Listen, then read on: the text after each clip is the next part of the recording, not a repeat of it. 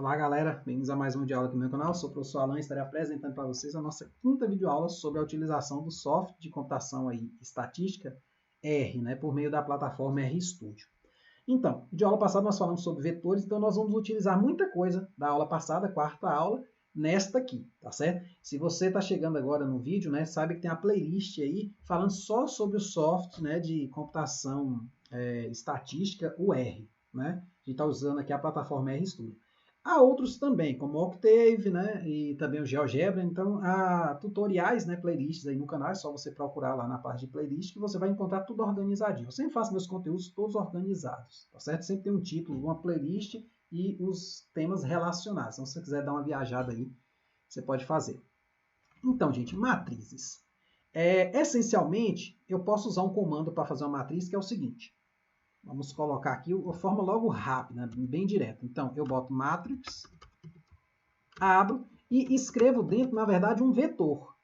Então, eu boto aqui 1, 2, 3, 4. E aqui, vírgula, eu vou botar quantas linhas minha matriz vai ter. Por exemplo, se eu botar aqui 2, o que vai acontecer?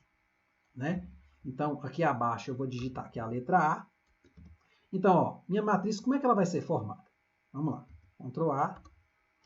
Então, na programação, como é que o indivíduo pensou? Esse carinha que aparece aqui, ele é o nome, como eu diria, a quantidade de linhas que a matriz vai ter. Então, ele vai preenchendo essas linhas conforme esses objetos aqui. Por exemplo, esse é o primeiro, esse é o segundo. Então, primeiro, segundo, terceiro, quarto. Vamos botar um 5 e um 6 aqui? Então, vamos de novo. Ó, Ctrl A. Então, ele pensa em duas linhas, ele preenche primeiro a primeira coluna, depois preenche a segunda coluna, a terceira coluna, e na ordem do vetor. Né? Então, nós vimos na aula passada que isso aqui é um vetor. Então, ele vai preenchendo nessa lógica. Se eu botasse aqui, por exemplo, 3, então ele iria botar os 3 primeiros termos na primeira coluna, os 3, e os outros 3, né, já que são 6 termos, na segunda coluna. Então, ó, Ctrl A. Então, na hora de inserir uma matriz, né, muitas vezes nós vamos inserir um vetor pensando os elementos da matriz, né, em colunas, contando. Esse é o primeiro, esse é o segundo, terceiro, quarto, quinto, sexto, sétimo, oitavo, nono, décimo, décimo primeiro, então, e por aí vai. Tá certo? Então, fazendo nessa ordem, então, ele pensa dessa forma. Então, ele transforma, na verdade, um vetor, como disse na aula passada, em uma matriz. Há outras formas também de se trabalhar matriz. Por exemplo, imagine que eu tenha aqui um vetor, A seja um vetor, por exemplo, C, né? Nunca esqueça do C. 1, 2, 3. E B, né? Vamos pegar aqui B, um outro vetor. C, menos 1, 0, 1. Ou 5, né? Menos 1, 0, 5. E eu quero fazer uma matriz onde esses indivíduos aqui sejam as linhas da minha matriz. Então, vamos pensar assim. Ó. Então, eu vou ter uma matriz D aqui, igual a cbind, acho que o comando é esse, né? AB. Então, o que vai sair daqui? Ó? Então, vamos botar aqui D para ele retomar o D no final. Ctrl A, Ctrl Enter. Pronto, ó. Então ele pegou esse vetor aqui, ó, e transformou na primeira coluna da matriz esse vetor aqui na segunda. Ó. Vou dar um Ctrl L para limpar e vou compilar de novo. Ó. Ctrl A, sempre bom a gente ter a organização, né? Então, vamos fazer assim. Então, ó, 1, 2, 3, menos 1, 0, 5. Então, assim, a gente pode fazer também juntando vetores. Isso aqui é muito bom a gente para criar tabelas, né? Porque às vezes eu tenho uma tabela lá, que ela tem lá os nomes, né? A outra tem os pesos, a outra tem a idade. Então, como é que eu faço, né, para juntar essas coisas, né? Sendo que cada um desses objetos você listou ele como uma sequência ou como um vetor. Então, como é que você faz, né, para juntar essas coisas numa tabela só? Né? Claro que aqui a gente tem também, se eu não me engano, o RBind. O RBind, que você agora vai organizar em colunas, né? Ao invés de organizar quer dizer, esse cara aqui ser uma coluna, esse outro vai ser em linhas agora, certo? Então, ó, vamos dar lá um Ctrl A e um Ctrl Enter. Pronto, então veja que agora ela já ficou o quê? Transposta, virada. Eu não vou falar nesse vídeo sobre as operações que a gente faz com matriz. Essencialmente aqui, o que eu quero é que a gente saiba essencialmente inserir uma matriz, inserir o objeto. As operações eu deixei para outra aula, porque senão poderia ficar um vídeo muito grande.